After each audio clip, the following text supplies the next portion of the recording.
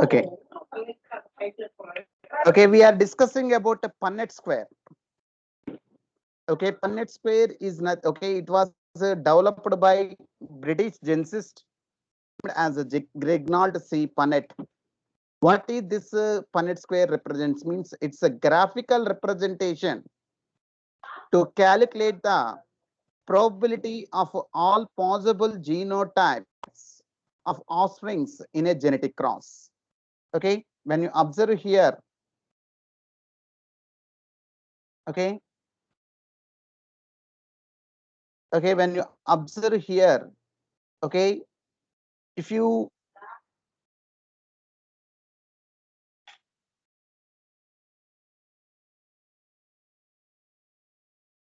okay, if you observe the probability, okay, for example, if you take a okay, that is the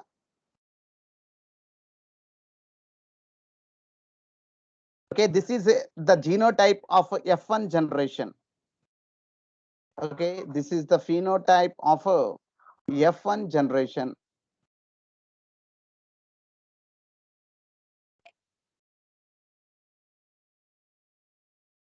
F1 generation, the phenotype will be capital T. How many number of gametes, how many types of gametes we can get means two types of gametes. That is, one is a capital T.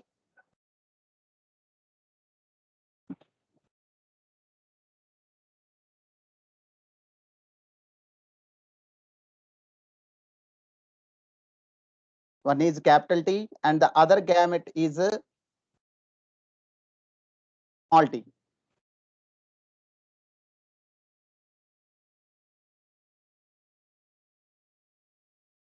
Okay, one is capital T. That means 50% of the gametes is capital T and 50% of the gametes will receive small t. So what we can say? We can say it as 1/2.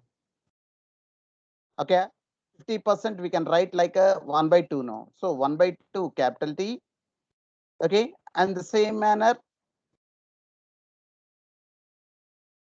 1/2 small t. Okay, this is for a male.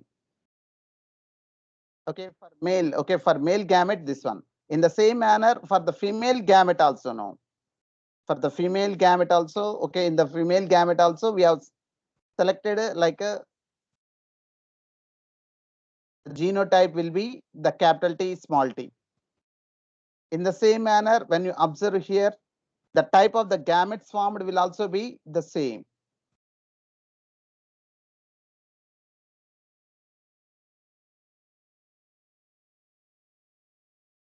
Type of the gametes formed will also be the same. So here what happens?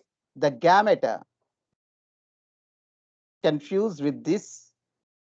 At the same time, it will fuse with this also. In the same manner, we can observe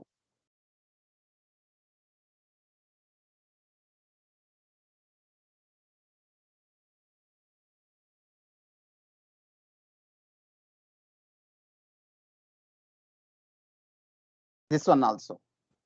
So that means this will confuse with the capital T, small t, and this one also confuse with the capital T, small t. So what is the probability here? So 2 into 2, 4. That is 1/4. Okay, 1/4 capital T, and next in the same manner we can see 1/4 capital T, small t, because the capital T fuses with the small t. So okay, 1/4 capital T, small t, and the same manner small t, capital T. In the same manner we'll get the same.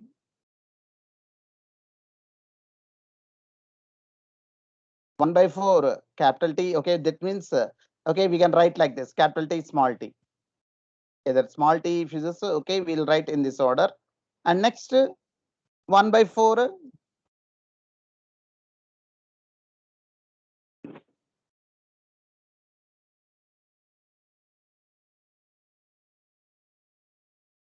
small t. Small t. Okay, we can see here. So this is the one. So out of the 4 individuals that are produced, one individual will be with the homozygous dominant.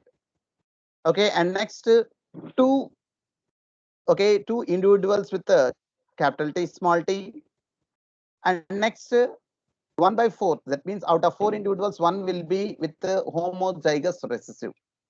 Okay, so here we can see, okay, this is the probability.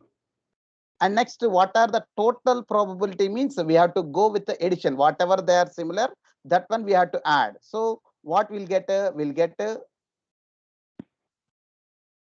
1/4 capital T, and we have to add these two. We have to add these two because both are having a similar genotype now. So we have to add this one. So when you add this one, it will come like a 1/2 capital T, small t with the addition. So first product, okay, product of the gametes. Okay, we will get all the different combinations, and later what we have to do means we have to sum the similar type of gametes that are fusing. Okay, so here we'll get 1/4. Okay, that's one. So finally, what is the ratio we'll get means 1:2, 2:1. Okay, one of capital T homozygous dominant, two of heterozygous dominant, and one of homozygous recessive. Okay, that, okay, this is how actually we have to represent. Okay, this is how we have to actually represent. But here, what happened? This is all a little bit confusing. This is all a little bit confusing. So for our better and easy understanding of different gametes produced and different genotypes that are produced as a result of fusion of all these different types of gametes, we are making use of the Punnett square. This is the Punnett square. In this Punnett square, okay, here we are representing the gametes now. Okay, actually we are representing the gametes here. These are the gametes. That gametes we are representing on either side of the checkerboard. One is a male and one is a female. We can take it. And the combinations we are making in the boxes. So here we are getting 1/4 capital T. Okay, and next 1/4 capital T, small t, 1/4 capital T, small t, and 1/4 small t. But here what after okay, this is obtained by product, that is by multiplying the two different types of gametes produced from two different okay, sexes. And now what happens after that? What are the zygotes that we are producing? Okay, the similar zygotes are added. So product plus some of the different products, okay, we are getting this result 1:2:1. Okay, that representation is made easy with the help of checkerboard, which will helps us in identifying the genotypes of the offsprings of the cross that whatever we make. Okay, whatever the cross will do. Okay, that means for example here we have taken capital T, small t. Instead of that we can take small t also, and we can represent the genotypes. So here the representation, that means we can easily understand the different types of gametes that are produced in that organism, whether it is a male or female. Okay, and the genotypes of the offsprings also we can easily represent in the Punnett square, which was designed by this okay, British geneticist Reginald C. Punnett. That's why as it was developed by this Punnett, it is called Punnett square. That is what we can see here, that probability. Okay, from the Punnett square, it is easily seen that 1/4 of the random fertilizations lead to capital T, 1/4.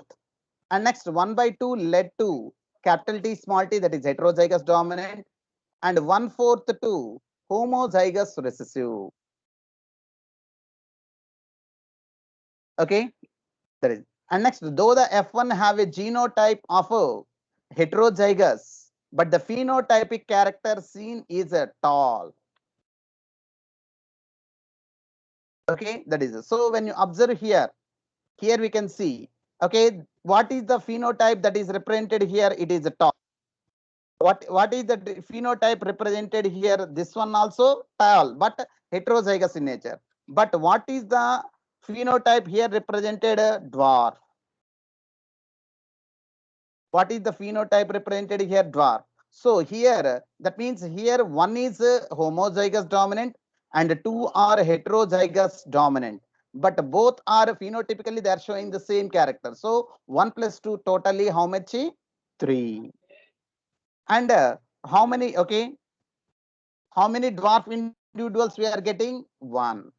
So from this Punnett square, from this probability or by using the Punnett square, we can able to identify both the genotypes of the offsprings as well as the phenotypes of the offsprings also. The phenotypic ratio is represented as a 3:1 and the genotypic ratio is represented as a 1:2:1. This one.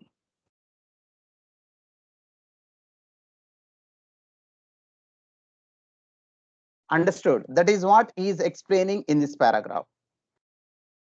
Okay, 1/4 to small t, that is homozygous recessive. Though the F1 have a genotype of a capital T small t, but the phenotypic character seen is tall. So at F2, 3/4 of the plants are tall, where some of them are a homozygous dominant, while others are a heterozygous dominant. Externally, it is not possible to distinguish between the plants with the genotypes.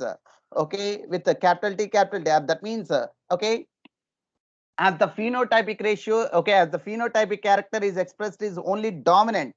So by mere looking at the phenotypic character, we can't estimate what is the genotype of that dominant plant. Recessive we can understand. If the plant is a dwarf, automatically it is a homozygous recessive. But if a plant is dominant character, if a plant, okay, if an organism is showing the dominant character, we can't merely, okay, identify whether it is showing homozygous nature or heterozygous nature, because in both heterozygous dominant or okay, or homozygous dominant, the phenotypic character remains the same. So within the genotypic pair, capital T, small t, only one character, small, okay, capital T, tall, okay, tall is expressed. So that means if the plant is in a heterozygous condition, out of the two alleles, only one allele is or only one gene is able to express. Okay. So here, okay, that is the capital T which is represented the tallness. So hence the capital T or tall is said to be dominant over the other allele, that is a small t or a dwarf character. So here we have taken the stem height. The capital T which is representing the dominant character, okay, that is the tallness. That's why, and that is only expressed in the heterozygous condition. So we can say that the tall, okay, the tall trait or capital T is dominant over the other allele, that is the recessive allele, which is called here the dwarf. The dwarf trait is considered as the recessive. So it is thus due to this dominance of one character over the other that all the F1 are tall, though the genotype is a capital T small t. So, and in the F2, 3/4 of the plants are tall, though genotypically 1/2 are capital T small t and only 1/4 are capital T capital T. So that means if it is not, okay, if the tall character is not dominant, okay, then what happens in the heterozygous condition? It should not be expressed, but it is not happening like that. So, okay, we are not getting only one tall plant in the F2 generation. We are getting three tall plants in the F2 generation instead of one. Because if it is only capital T, that means if it is present only in homozygous condition only, if tallness is expressed, okay, then it has to show only one plant out of the four in the F2 generation should show the dominant. or tallness. But that is not happening. Out of the 4, 3 are showing the dominant. That means in a homozygous condition or in a heterozygous dominant condition, okay, the plant is showing the dominant trait only. That's why the ratio was come to 3:1, the phenotypic ratio. Okay, 3 of them are dominant and 1 is recessive. So in this, okay, 3 are tall, 1 is a dwarf. If you take flower color, okay, 3 of them will be violet and 1 will be white flowered plant. Okay, if we take seed color, okay, 3 of them will be yellow colored seeded plants and 1 will be, okay, green seeded plant. If we take the flower position, okay, 3 of them will show the axial nature and 1 will show the, okay, the terminal flowered plants. So from this, what we came to understand means, okay, the trait which was expressed in the F1 generation, even in the heterozygous condition, okay, that trait we are calling it as a dominant trait. Okay, that is so this leads to the phenotypic ratio of 3/4 tall and 1/4 recessive in the ratio of 3:1, but a genotypic ratio of 1:2:1. But the genotypic ratio is different. The genotypic ratio is, 1 is a homozygous dominant, 2 are a heterozygous dominant, and 1 is a recessive. Homozygous dominant means capital T, capital T. Heterozygous dominant means a capital T, small t. Okay, and recessive or homozygous. They, okay, recessive is almost in recessive condition. Okay, will be in homozygous condition. Then only the recessive trait is expressed or phenotypically. Okay, phenotypically expressed. So it will be always homozygous. There is a small t, or small v, small y, small a, axial terminal. Okay, small v, okay, capital V, small v. Okay, that is violet color, white color. Okay, capital Y, small y, yellow color seed and green color seed. Like that, we'll find the expression. And next, okay, we can see the ratio 1/4 are capital T, and 1/2 are capital T, small t, and 1/4 small t is mathematically condensable to the form of a binomial expression, that is ax plus by whole square. That means we can say a plus b whole square. That has the gametes bearing genes capital T or small t in equal frequency, that is 1/2, because here the organism is in heterozygous condition, either male or female. So the probability of producing the gametes will be half with the dominant and half with the recessive gene. Okay, if we take into consideration that one, then we can we can apply this binomial expression ax plus by whole square. So the expression is expanded. Here we can expand. So here in place of x and y, we are mentioning a capital T, small t. Okay, and the proportion of gamete formation, half capital T, half small t whole square. So when x1 will get okay, half t plus a half small t into half capital T into half small t. That one will give 1/4 capital T and 1/2 capital T small t and 1/4 capital small t. So 1:2:1 ratio of genotype we can get.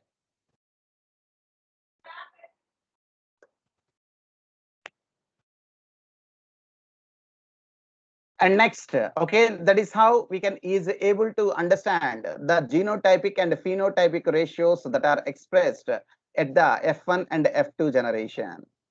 So in the F2 generation, okay, the genotypic ratio of monohybrid cross is 1:2:1, and the phenotypic ratio is 3:1, 3 dominant and 1 recessive. Okay, out of the genotypic ratio of 1:2, homozygous dominant and 2 are heterozygous dominant and 1 is recessive or homozygous recessive. Okay, when you are saying recessive, there is no need of every time mentioning that it is homozygous recessive. Recessive means automatically it will be in homozygous condition. That's what you have to remember.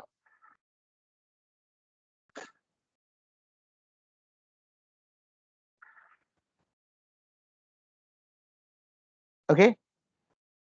And next, anybody is having any doubt? Sir, dominant also homozygous only, no, sir. Yes, ma. Okay, in dominant we'll find homozygous and heterozygous. But for recessive, there is no chance for heterozygous condition. Because if it is in heterozygous condition, only dominant character is expressed now. Yes, sir. So when you are saying recessive means automatically it will be just condition. Okay, with small letters. Okay, small a, small a, small t, small t, small y, small y. Okay, small a. Okay, like that we'll mention. Okay, now. So if I am saying Yes, sir. recessive means it will be automatically homozygous, because when they are both are in recessive, when both the alleles are in recessive condition, then only the recessive character. If one allele is dominant and one allele is recessive, automatically dominant character only expressed now. Capital T, small t is there, tall character only expressed. If a capital V, small v is there, okay, automatically the violet flowered only the plants will be violet flowered. Okay, axial and terminal. Okay, a capital A, small a, automatically axial flowers only produced. Yellow and green, yellow seeded plant. Okay, capital Y, small y is there, only capital Y is expressed, that is the yellow seeded plants only produced. So we'll, okay, when you are saying about a dominant, you have to whether they are homozygous dominant or heterozygous dominant, that clarity should be there, then only we can get the correct cross. Understand? Okay, if they are not, Yes, sir. for recessive condition, there is no need of specially mentioning they are homozygous recessive. If I say recessive means automatically it will be homozygous condition. But when you are saying dominant, clearly you have to say whether it is a homozygous dominant or heterozygous dominant. Based upon that only we can able to identify. Then, okay, when you observe here, 1:2:1. Okay, the genotypic ratio we are getting now, 1:2:1. Okay, one is a homozygous dominant and two is heterozygous dominant and one is a recessive. Okay, how he is able to know that? Okay, these are a homozygous dominant and these are a heterozygous dominant and this is a homozygous recessive. Okay, after doing certain results only he can to understand. Okay, how he is able to understand that? Okay, how he is able to understand means, okay, he has undergone self pollination of F2 generation. Okay, whatever the plants that are obtained in the F2 generation, those plants were self-pollinated. Okay, if they are self-pollinated, if they are homozygous in condition, they produce only the similar individuals. For example, if the plant is a homozygous dominant, okay, we have selected another, okay, homozygous dominant plant. Okay, that means we have selected one more, okay, another plant which is dominant, and we self-pollinated that one. And what happened means, if we found only tall plants in the next generation, in the F3, okay, in the F3, okay, if you got only the tall plant, completely 100% tall plant, then we can, the two plants that we have selected are homozygous dominant. There is no other choice. Okay, I will show you. Okay, if the plant is a capital T, okay, we have undergone a self-pollination. So here, what is the type of the gamete produced? Capital T. There is no other choice.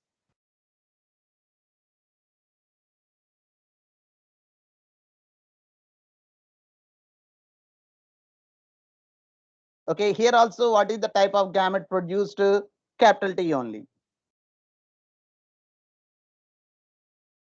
Okay, and if these two fuse,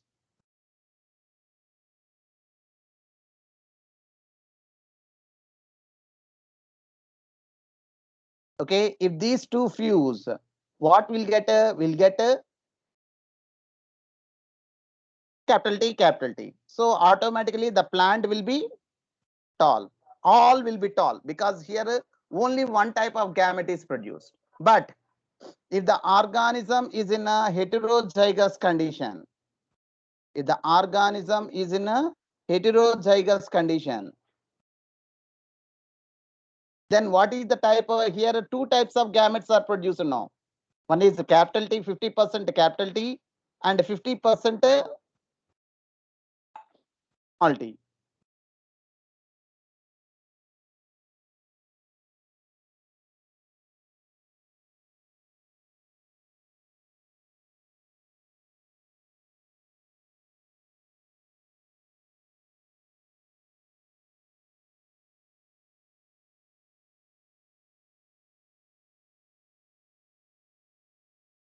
Okay, two types of gametes are produced. In the same manner here.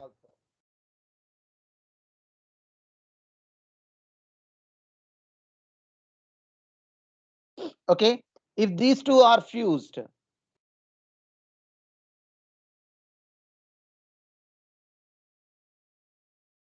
if these two are fused, we'll get a capital T.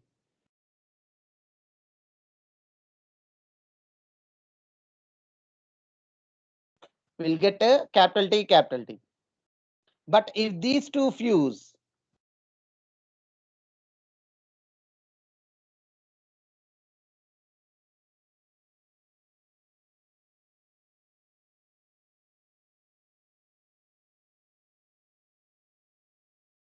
what happens? We'll get this one.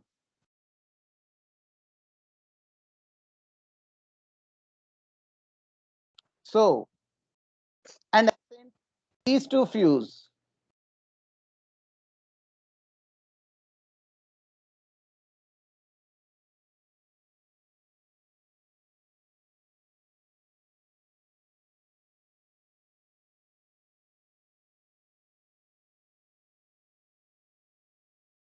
Okay, so that means we'll get these are all tall only, you can see, but this is dwarf.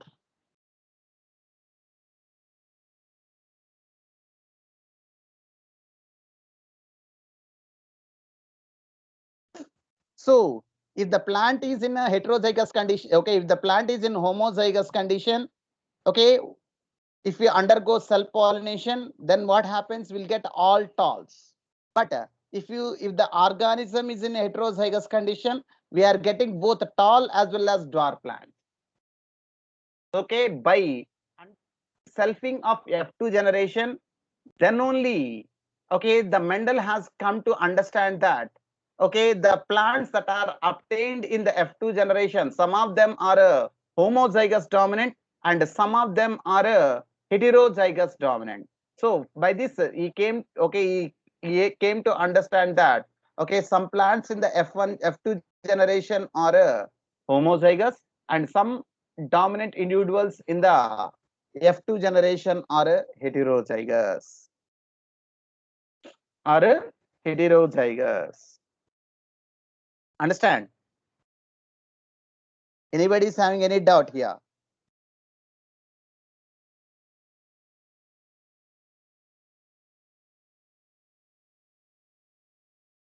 So, okay, to understand the genotype Sir. of the F2, Isma. Sir, why is are not small t and capital T? Why is are not fusing? Capital T, small t, why it is fusing? No. Capital T is there, small t is there. Here we are getting no. So But small t both and are tall. capital T. That one also will fuse, ma. But this combination is same only, no. That's why I didn't represent it. Okay, whether Yes, sir. capital T fuses with the small t or small t fuses with the capital T, the resultant genotype will be capital T, small t, and the phenotype is same. No, that's why again I didn't represent it. Total 4, like this, a total 4 will come. Here we are getting no 4. Okay. Yes, sir. Yes, sir. Okay, now in the same man, but whether okay, whether you represent first or last, overall the genotype and the phenotype is same. Okay, now Yes, sir. whether Yes, you sir. represent first or last. Okay, now so okay, to understand the genotype of the F2 plants, okay, what Mendel has done? Mendel has undergone selfing. Okay, selfed the plants that are obtained in the F2 generation. In when he selfed the F2 plants, what happened if okay, if the in the next generation, that means in the F3 generation, Okay, if he got all the tall plants, then he come to understand that the given plant is a homozygous dominant. Okay, when he got both the tall plants as well as dwarf plants in the F3 generation, when he selfed the F2 plant, then he came to understand that the given dominant plant is heterozygous, like F1. Okay, what is the genotype of F1? Capital T, small t only, no. Like that, okay, that F1 to obtain the F2, what he has done is selfed the F, okay, to obtain the F2, okay, the Mendel has selfed the F1 generation. What is the result? He got 3:1. In the same manner, when he selfed the, okay, just dominant individuals, okay, he got the ratio of 3:1. Okay, he got the ratio of 3:1. Then he came to understand that the given plant is a heterozygous condition. Okay, and next, recessive means automatically they are homozygous. There is no chance. All will be dwarf only, like the first case. Capital T, capital T. When the plant is a capital T, when they selfed, all the plants are tall. Okay, when the plant is recessive or dwarf, when he selfed the dwarf plants, then in the next generation he got all the dwarf plants. But there are some plants when they selfed the dominant, okay, there are some dominant plants. When he selfed the dominant plants in the next generation, he always not got the only dominant individuals. Some recessive individuals also came. Then he came to understand that a dominant individual or the dominant is a heterozygous plant for that character. Okay, that's what the Mendel has understood from this when he continued the F2 generation to obtain the F3 generation. That is what he is saying. So Mendel self-pollinated the F2 plant and found that dwarf F2 plants continued to generate dwarf plants in F3 and F4 generation. That means when he obtained F3, F4, F5, how many times he selfed the dwarf plants? Every time he got only dwarf plants. Never he got a tall plant by using the dwarf plants. Okay, he concluded that the genotype of the dwarfs was a homozygous, that is a small t, small t. Then what do you think he would have got that, okay, had he self-pollinated a tall F2 plant? So what are the results he has got when he selfed the dominant F2 plants? That what I said now. Okay, when he selfed the dominant F2 plants, always he didn't got only dominant individuals. Some only produced the dominant individuals only, but sometimes they produce dominant individuals, sometimes or some produce dominant individuals, and some produced dwarf plants also. So okay, from this he came to understand that, okay, some of the dominant individuals are homozygous and some of the dominant individuals are heterozygous. So to understand that, okay, use a cross called as a test cross. He named it as a test to okay, to understand the, okay, genotype of the dominant individuals. Okay, to understand the genotype of the dominant individuals, what Mendel has done means, Mendel has designed another cross called as a test cross, called as a test cross. That means whatever the dominant individuals that he obtained in the F2 generation, that dominant individuals are crossed with a recessive parent or recessive individuals. We all know very well, already the recessive individuals are homozygous. They will have small t, small t. But the dominant individuals, either they can have capital T or capital T, small t. Anyway, they show only the dominant character, that is tallness.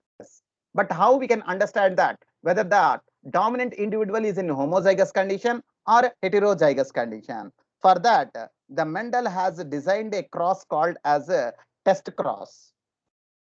That is, for example, if the plant is capital T, that means if the homozygous dominant, if if it is a homozygous dominant,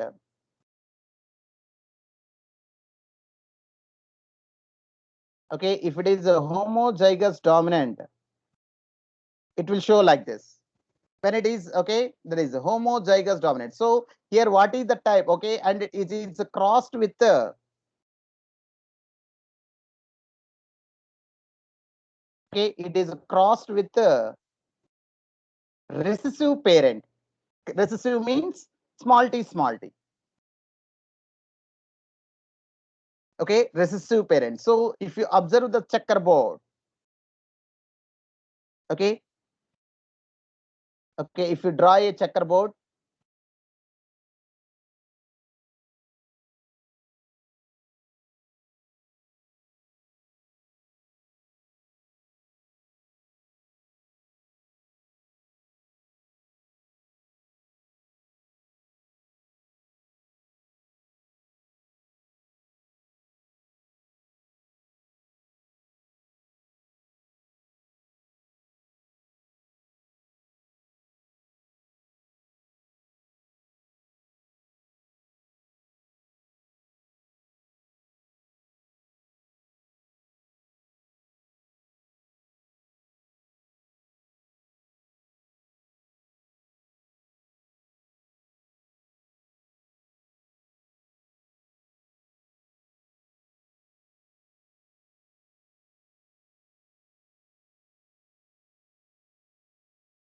okay, this is the checkerboard. Okay, what is the type of gamete produced here?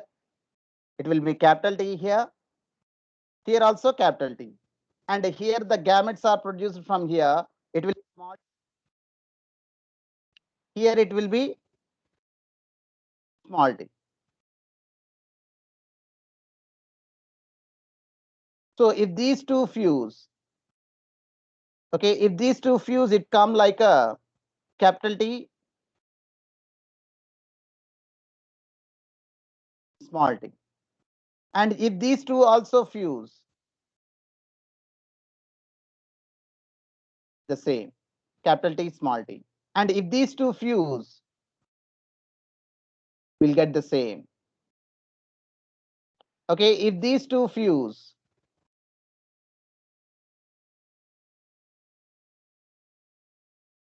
okay, so when you observe here, so if these two gametes fuse means we'll get a capital T, small t. If these two gametes fuse means capital T, small t. If these two fuse means a capital T, small t. If these two fuse means a capital T, small t. But what is the fuse? All are tall only.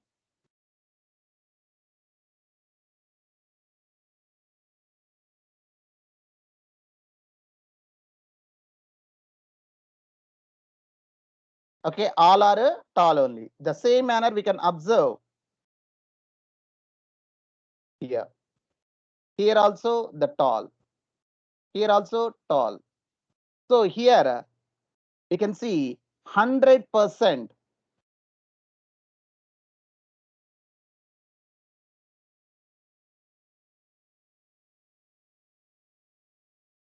100% tall plants. No dwarf plants are obtained here. Why? Because one, okay, here the dominant individual that we have selected is a homozygous dominant. But when you observe, if you have selected the heterozygous dominant,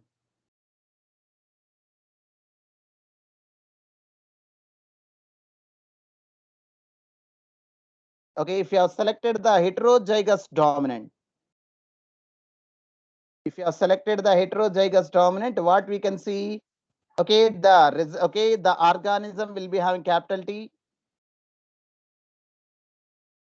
small t. Okay, now, and it is crossed with okay, small t, small t. That is a recessive parent.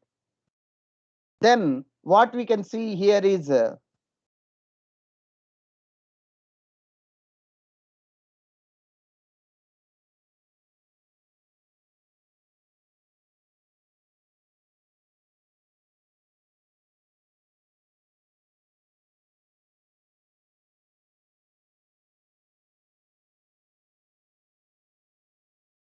Okay, here what is the gamete formed? Capital T. Here what is the T? Okay, so 50% capital T and 50% small t. Here all the gametes will be small t.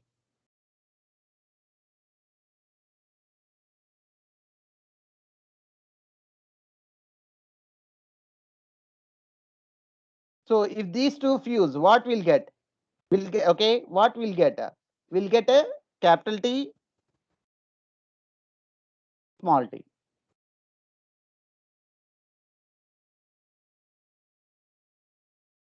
Okay, here also we'll get the same.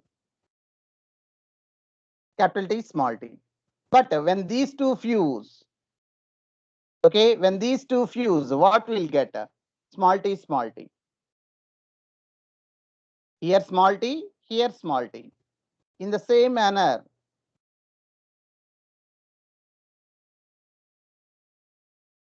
we'll get like this. Okay, that is. But when it comes to the genotype, here it is tall.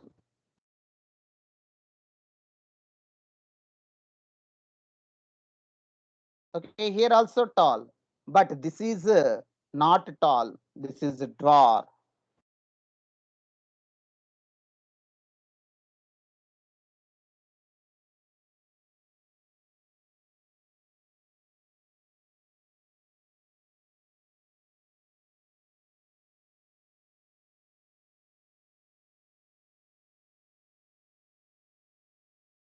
The same we can observe the either one also.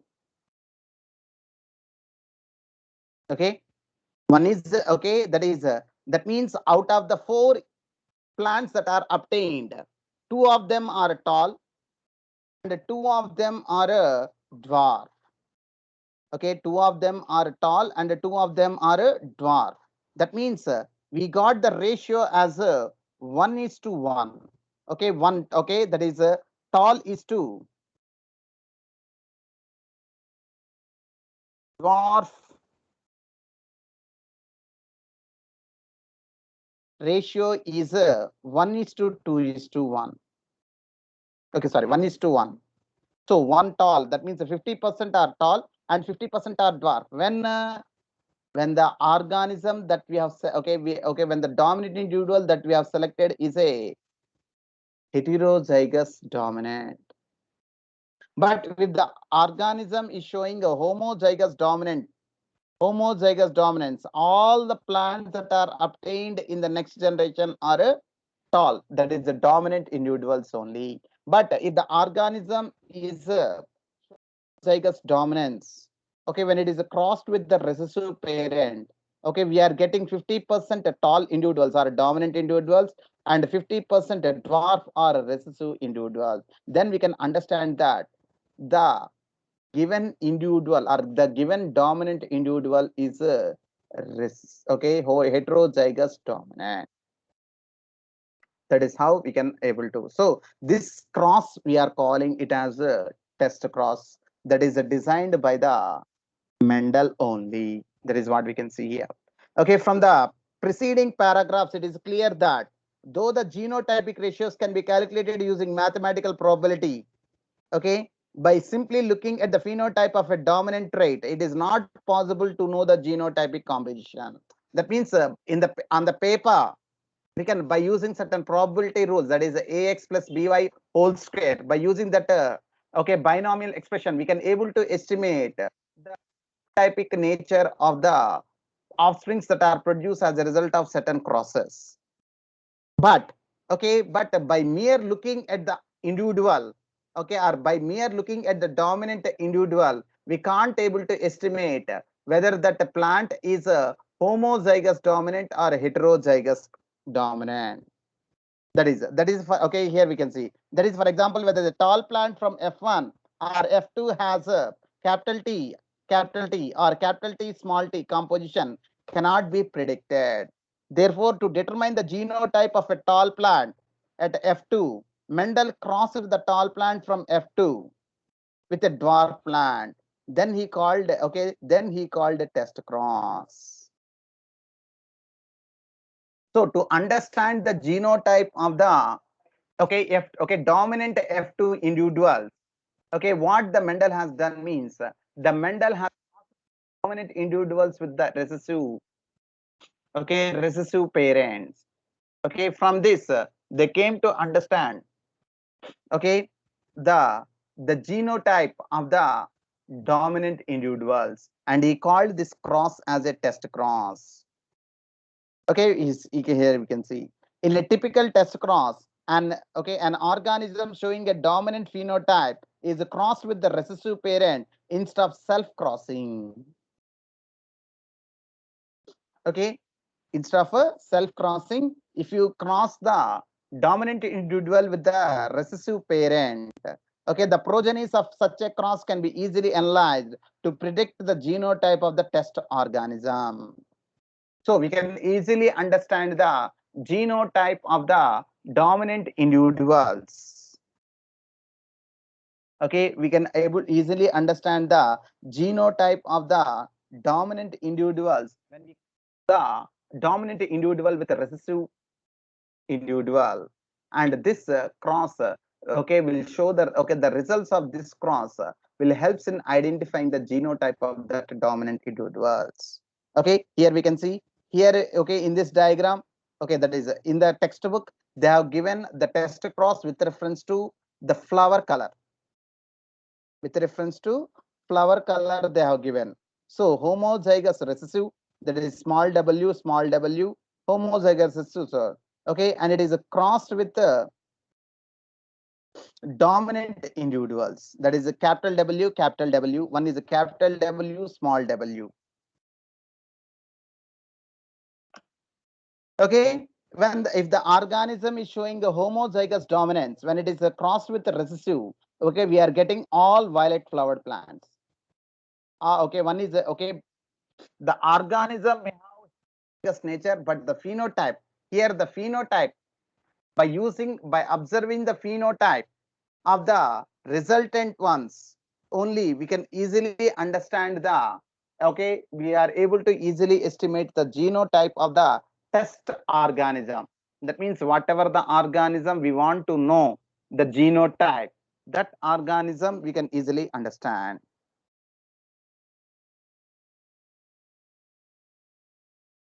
Okay, that is called test cross. Okay, here we can see, okay, in the first, okay, in the first checkerboard, okay, in this checkerboard we'll get all flowers are violet. But here when you observe in this checkerboard, okay, 50% of the flowers, okay, plants are with the okay violet flowered plants, and 50% of the plants are with the white flowers. So that means here why? Because the dominant is showing the heterozygous nature. Here, as the dominant individual is showing the okay the homozygous dominance, all the flowers that are obtained in the next generation are violet only, the dominance. Okay, one is a complete 100% dominant, that is a homozygous dominant. Okay, the test plant is showing a homozygous nature. If the in the offsprings produced, half of them are dominant and half of them are recessive, okay, offsprings, then we can understand that the given organism is showing heterozygous dominance in the ratio of 1:1. Okay, tall is to, okay, that is a dominant is to recessive individuals are 1:1. Then we say that the test organism is heterozygous. Okay, that is, and that is called as a test cross. Okay, before explained with reference to, okay, that is the stem height, dark, okay, dwarf and tall. Okay, here in the textbook they have given with reference to flower color. Okay, you can practice with the other characters also, like a okay, seed color, flower position, okay, and next a pod color, pod shape. Okay, like that you can take any example and you can practice and you can understand better. So practice the crosses, whatever the crosses, monohybrid cross, test cross. Okay, practice the okay this crosses, then you can better understand about this.